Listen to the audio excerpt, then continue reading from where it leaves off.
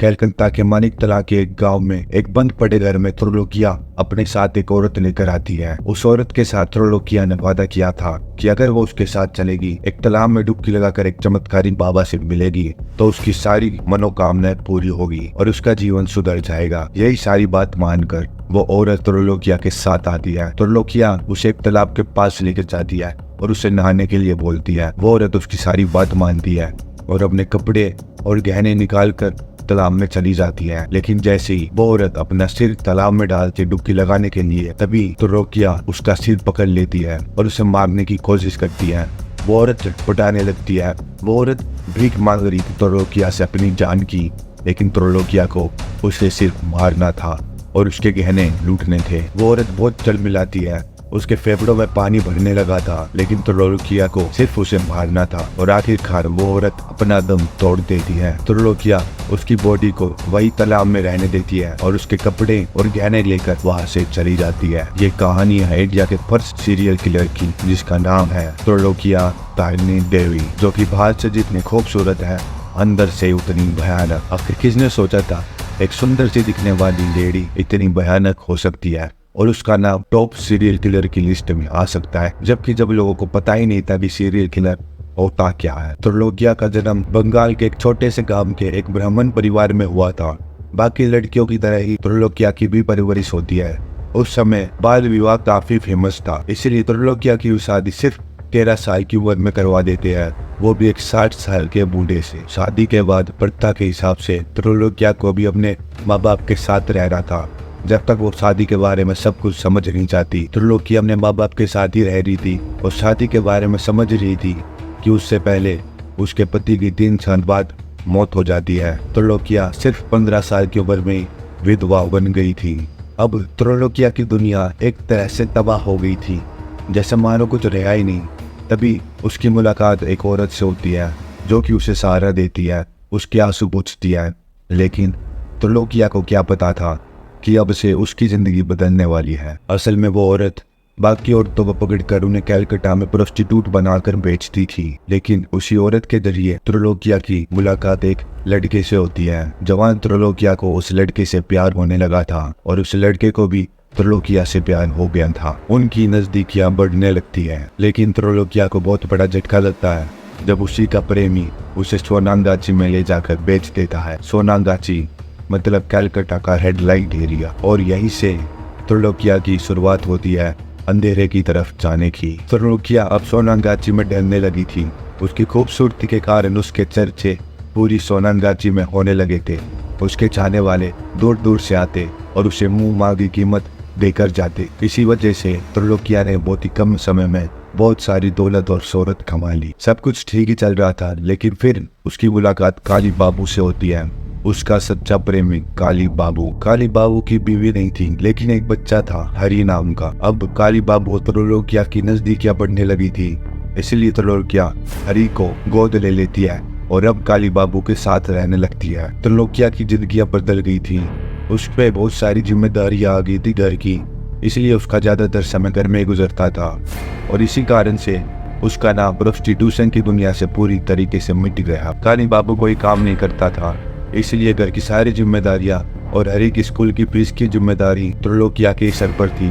लेकिन अब त्रिलोकिया के पैसे खत्म होने लगे थे, इसलिए त्रिलोकिया ने और काली बाबू ने अपनी जरूरतें पूरी करने के लिए चोरी का सहारा लेना शुरू कर दिया। त्रिलोकिया अपनी खूबसूरती के कारण लोगों को अपने पास बुलाती और उनके आने के बाद बड़ी चालाकी से उनकी ड्रिंक में बेहोशी की दवा मिला देती, जिससे वो बेहोश हो जाते और फिर काली बाबू उनका सारा सामान लूट लेता। त्रिलोकिया और काली बाबू के इस स्कैम के बारे में सबको पता चल गया था, इसलिए त्रिलोकिया के पास आना लोगों ने बंद कर दिया। लेकिन त्रिलोकिया और काली बाबू अभी नहीं रुकने वाले थे, बल्कि ये तो शुरुआत थी। अब इन दोनों ने अपनी अगली चाल चली। बंगाल की प्रथा के हिसाब से दहेज लड़के के घर से आता था। काली बाबू और त्रिलोकिया ने एक प्रोस्टिट्यूट को अपनी बेटी बना लिया और पास के ही एक गांव से एक लड़के के साथ उसकी बात चलाई। शादी तय हो गई और शादी हो जाने के बाद वो लड़की अपने माता पिता से मिलने का बहाना करके सारे गहने लेकर अपने पति के साथ निकल गई और रास्ते में अपने पति को धोखा देकर उसने उसका सारा सामान लूट लिया और वहाँ से भाग गई। और फिर वो ये सब लेकर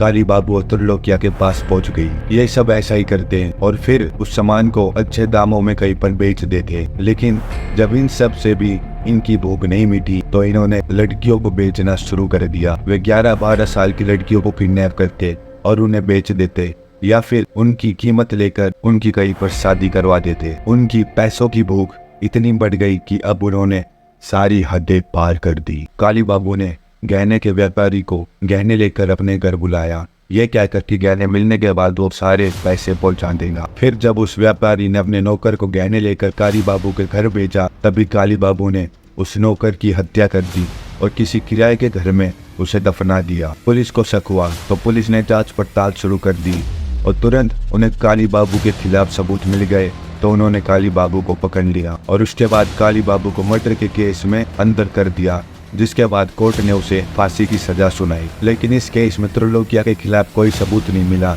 इसलिए त्रिलोकिया बच गई। काली बाबू के जाने के बाद त्रिलोकिया फिर से अकेली पड़ गई। अब त्रिलोकिया के लिए खुद का और अपने बच्चे हरि का पेट पालना मुश्किल हो गया था, इसलिए उसने अपना घर और अपने सारे गहने बेच दिए और फिर वो एक छोटी सी बस्ती के एक छोटे से घर में रहने लगे। वक्त बीतता रहा और सबको लगने लगा कि त्रिलोकिया का किस्सा खत्म, लेकिन त्रिलोकिया अभी चुप नहीं बैठने वाली थी, बल्कि ये तो एक और नए क्राइम की शुरुआत करने वाली थी। त्रिलोकिया ने फिर से सोनंगाची में रहने वाली अपनी सहेलियों के साथ बातचीत करनी शुरू कर दी। ये वे औरतें थीं जिनकी उम्र ढलने लगी थी और जिसके कारण उनका काम ठप पड़ गया था। अब उन्हें अपने भविष्य की चिंता होने लगी थी।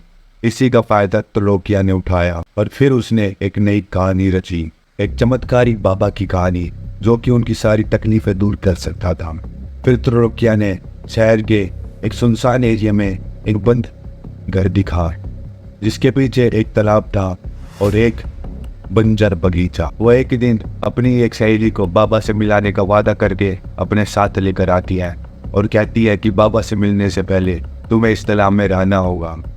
उसकी सहेली उसकी सारी बात मान लेती है और अपने कपड़े और सारे गहने निकालकर तालाब में डुबकी लगाने चली जाती है। जैसे ही वो औरत पानी में जाती है तभी त्रिलोकिया पीछे से उसकी गर्दन पकड़ लेती है और उसे पानी में डुबोने की बहुत कोशिश करती है। वो औरत तड़पने लगी थी, उसके फेफड़ों में पानी घुटने लगा था जिसकी वजह से उसका दम घुटने लगा था। वो औरत त्रिलोकिया से जान की भीख मांगती, लेकिन त्रिलोकिया को सिर्फ उसके गहनों से मतलब था। त्रिलोकिया उसे पानी में डुबोए रखती है जब तक वो मर नहीं जाती और कुछ ही सेकंड में उस औरत के हाथ पैर चलने बंद हो जाते हैं और फिर त्रिलोकिया उसे वहीं पर तालाब में छोड़कर उसके गहने लेकर अपने घर की तरफ जाने लगती है। ऐसे ही 3 सालों के अंदर उसने एक के बाद एक 5 औरतों को ऐसे पानी में डुबोकर मार दिया। ये आंकड़ा 5 से 6 होने वाला था कि तभी उसकी सहेली उसके पास आती है, ये सोचकर कि अब उसके सारे दुख खत्म हो जाएंगे। लेकिन उसे क्या पता था जिसके पास वो जा रही है वही उसे मारने वाली है। हर बार की तरह त्रिलोकिया उसे भी उस तालाब के पास लेकर जाती है और तालाब में डुबकी लगाने के लिए कहती है। उसकी सहेली भी तालाब में डुबकी लगाने के लिए चली जाती है कि तभी त्रिलोकिया उसकी गर्दन पकड़ लेती है। लेकिन उस दिन त्रिलोकिया और उसकी सहेली की सिवाय वहाँ पर एक और आदमी मौजूद था जो कि त्रिलोकिया को नंगे हाथों पकड़ लेता है। फिर वो आदमी और उसकी सहेली उसे लेकर पुलिस स्टेशन जाते हैं, लेकिन शातिर त्रिलोकिया पुलिस ऑफिसर को बहला फुसला कर फिर से बच गई। उसकी सहेली इंसाफ मांगने के लिए ऑफिसर प्रियनाथ मुखोपाध्याय के पास गई। उन दिनों क्राइम की दुनिया में मुखोपाध्याय से हर कोई डरता था। ऑफिसर मुखोपाध्याय ने तुरंत जांच पड़ताल शुरू कर दी। उस तालाब के पास और उस बंजर घर में भी तलाशी ली गई और त्रिलोकिया के खिलाफ काफी सबूत मिल गए, इसीलिए त्रिलोकिया को हिरासत में ले लिया गया। लेकिन इस बार किस्मत फिर से त्रिलोकिया के साथ थी। जिस ऑफिसर को बहला फुसला कर त्रिलोकिया पहले बची थी, उसी ऑफिसर ने अब अपनी नौकरी जाने के डर से त्रिलोकिया के खिलाफ सारे सबूत मिटा दिए और उसे फिर से आजाद कर दिया।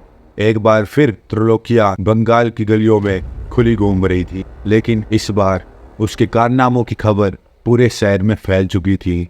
इस बात का असर उसके बेटे हरि पर नहीं पड़े, इसलिए वो अपना पुराना घर छोड़कर किसी छोटी सी बस्ती के एक छोटे से घर में रहने लगे। उसके जमा किए गए पैसे भी खत्म होने लगे थे, तो त्रिलोकिया ने अपने पड़ोस में रहने वाली राजकुमारी को अपना अगला निशाना बनाने की सोची। त्रिलोकिया ने उस राजकुमारी को 2 बार मारने की कोशिश की, लेकिन वो राजकुमारी किसी न किसी तरह बच जाती। तो आखिरी बार त्रिलोकिया ने राजकुमारी को सोते समय मार दिया और उसके गहने लेकर वहां से चली गई। मुखोदय ये समझ गया था कि अब त्रिलोकिया एक खूंखार सीरियल किलर बन चुकी है। अगर उसे पकड़ना है तो ताकत का नहीं, दिमाग का इस्तेमाल करना पड़ेगा। इसीलिए उन्होंने एक प्लान बनाया। त्रिलोकिया की सबसे बड़ी कमजोरी उसका बेटा हरि था और इसी बात का फायदा उठाते हुए मुखोदय ने उसके पड़ोसियों के साथ मिलकर त्रिलोकिया को पकड़ने का जाल बिछाया। मुखोदय ने उसके पड़ोसियों को पैसे देकर और उसके बेटे हरि पर मर्डर का चार्ज लगाकर उसके खिलाफ गवाही देने के लिए तैयार किया। अपने बेटे को फंसता देख त्रिलोकिया ने हार मान ली और डरते हुए अपने सारे गुनाह कबूल कर लिए।